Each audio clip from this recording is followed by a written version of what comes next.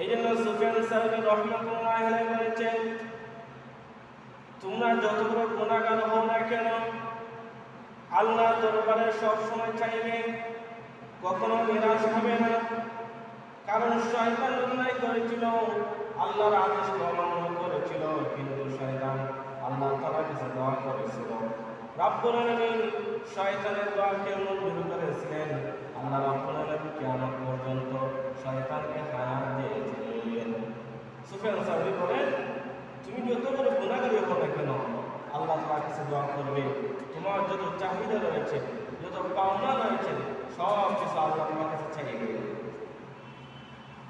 আল্লাহ নবী বলেন, মাল্লাম ইয়াসআলিল্লাহ, যে ব্যক্তি আল্লাহ তাআলার কাছে চায় না, ইয়ামতাকা আলাইহি, আল্লাহ রাব্বুল আলামিন তার প্রতি বেজার হন। এইজন্য কোন শায়েখ বলেন, আর ঘুরি দেখো দুনিয়া সালামে ইসে তুম বেজারা।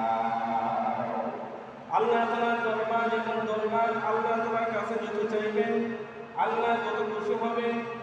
আল্লাহ দরবারে যদি না চান আল্লাহকে দেখাও। কিন্তু আমরা যদি দুনিয়ার কোনো মানুষের কাছে চাই, একবার মানুষ টাকা দেবে, 5 টাকা দেবে, 10 টাকা দেবে, 3বারের সময় সে না করে দিবে। দুনিয়ার যত বড় কোটি কোটি হোক না কেন সব সময় সে আপনাকে দিবে না। যত চাইবেন সে তত বেজার হবে। কিন্তু আল্লাহ দরবারে যত চাইবেন আল্লাহ ততই খুশি। আল্লাহ দরবার থেকে কেউ খালি হাতে ফেরে না। আল্লাহ দরবার থেকে কেউ খালি হাতে ফেরে না। দুনিয়ার সব দরবার থেকে খালি হাতে ফিরতে হয়।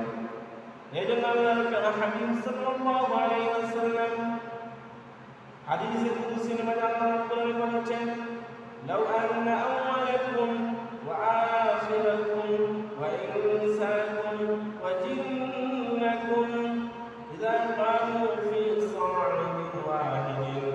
আল্লাহ তাআলা বলেন, পৃথিবীর শুরুর থেকে সব মানুষ, পৃথিবীর শেষের সব মানুষ, সব জিন যদি আল্লাহ রাব্বুল আলামিনের দরবারে একটি মাটির মাঝে গিয়ে বলে, আল্লাহ আমাকে এটা দাও, আমাকে এটা দাও, তার সব চাহিদা যদি আল্লাহকে বলে, আল্লাহ রাব্বুল আলামিন তার বান্দার সব কিছু পূরণ করে দেবেন।